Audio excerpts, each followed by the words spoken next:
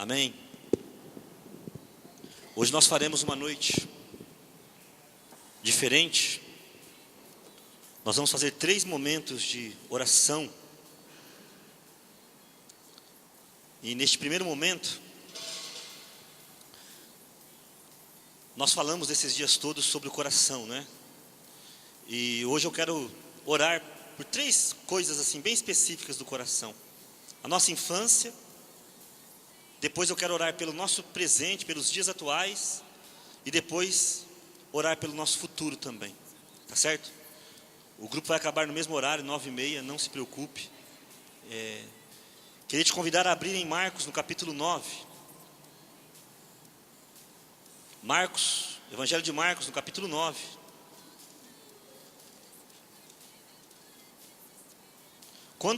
Enquanto você procura aí, eu vou te explicar uma coisa, né? Quando Deus criou o homem, criou a sua imagem e semelhança, e o pecado que habitou no mundo com a queda de Adão, habita até hoje.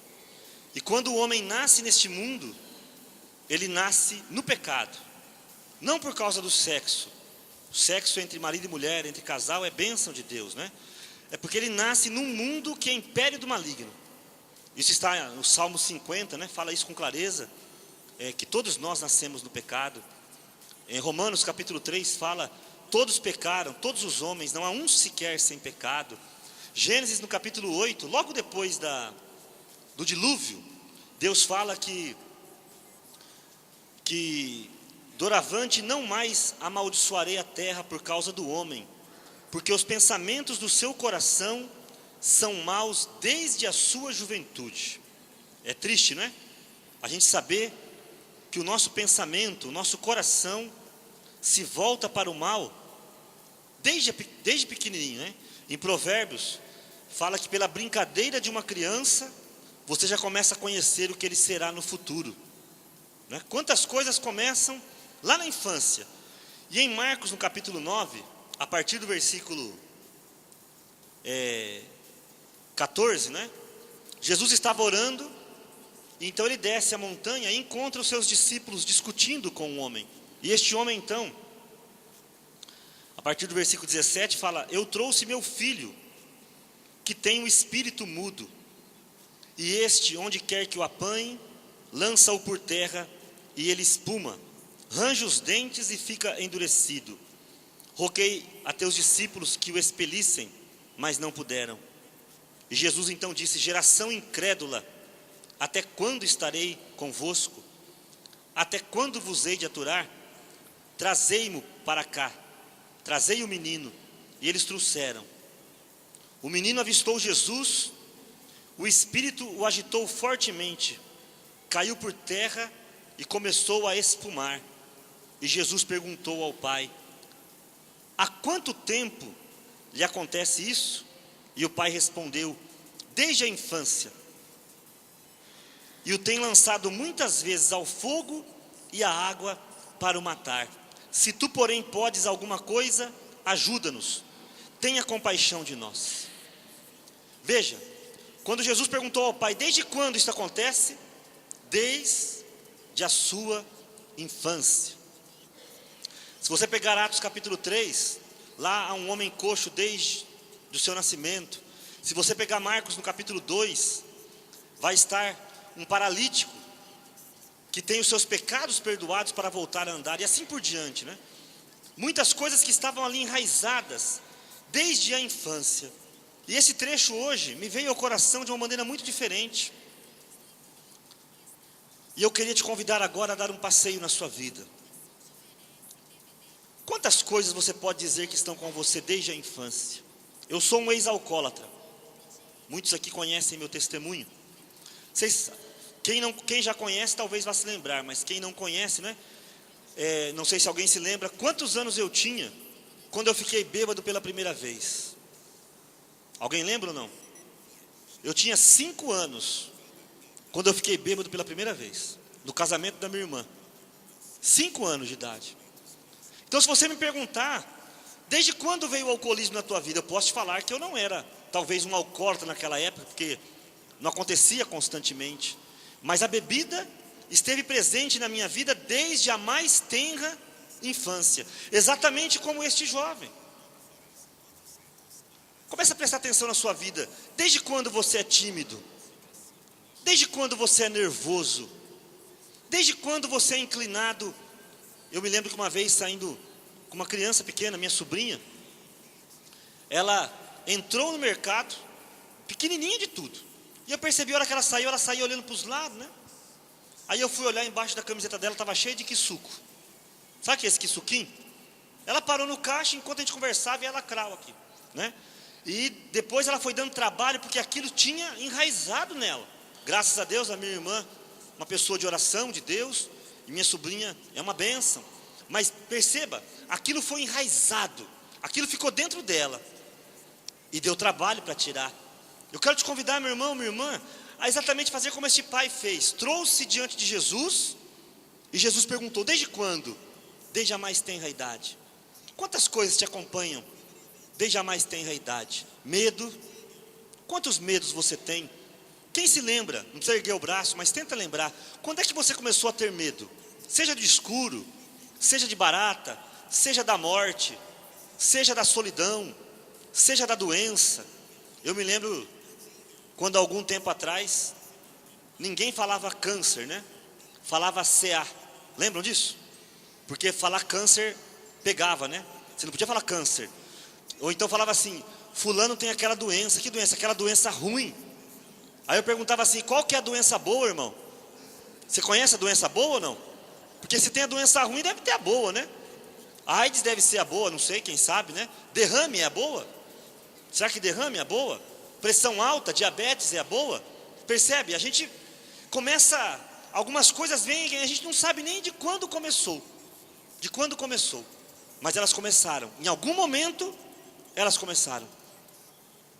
Com este menino foi desde a mais tenra idade. Neste primeiro momento de oração, eu quero te convidar a tentar perceber. Quando é que as coisas começaram na sua vida, meu irmão? Quando que as coisas começaram? Eu tenho conversado com homens hoje, né? Homens 40 anos.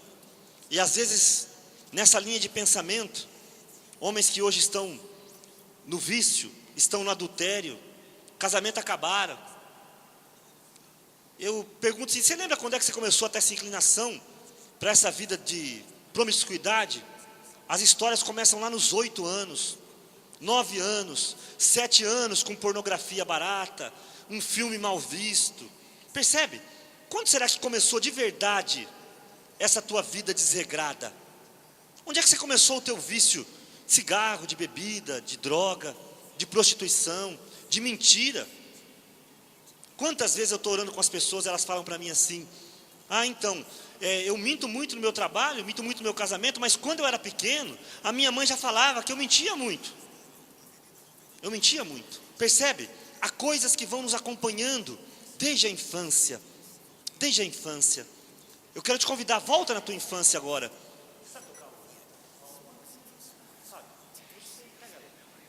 Acho que pode aumentar. Está muito frio, gente?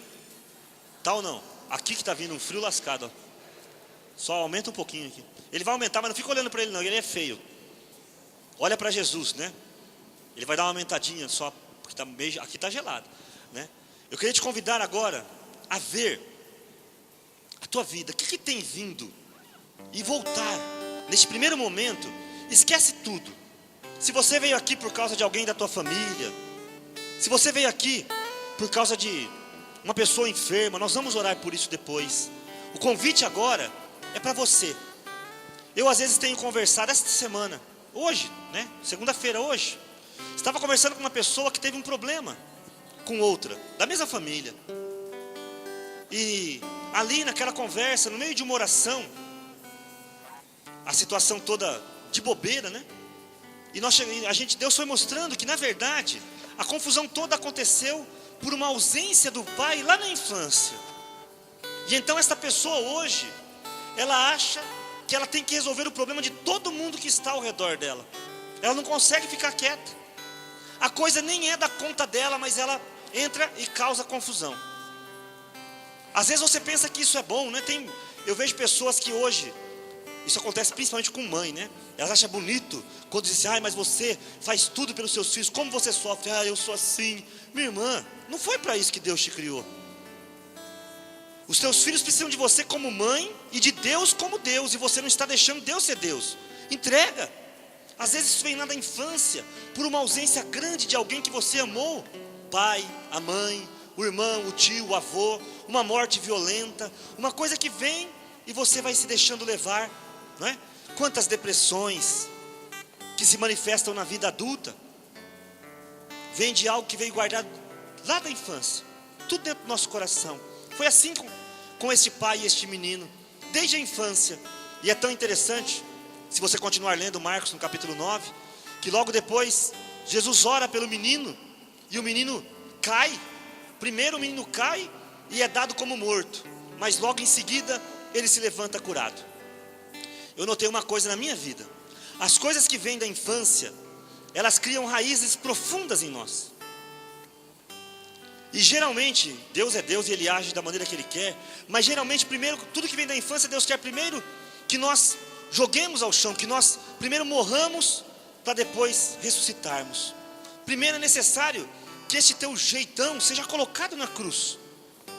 Medo, insegurança, depressão, às vezes vem de um parente próximo.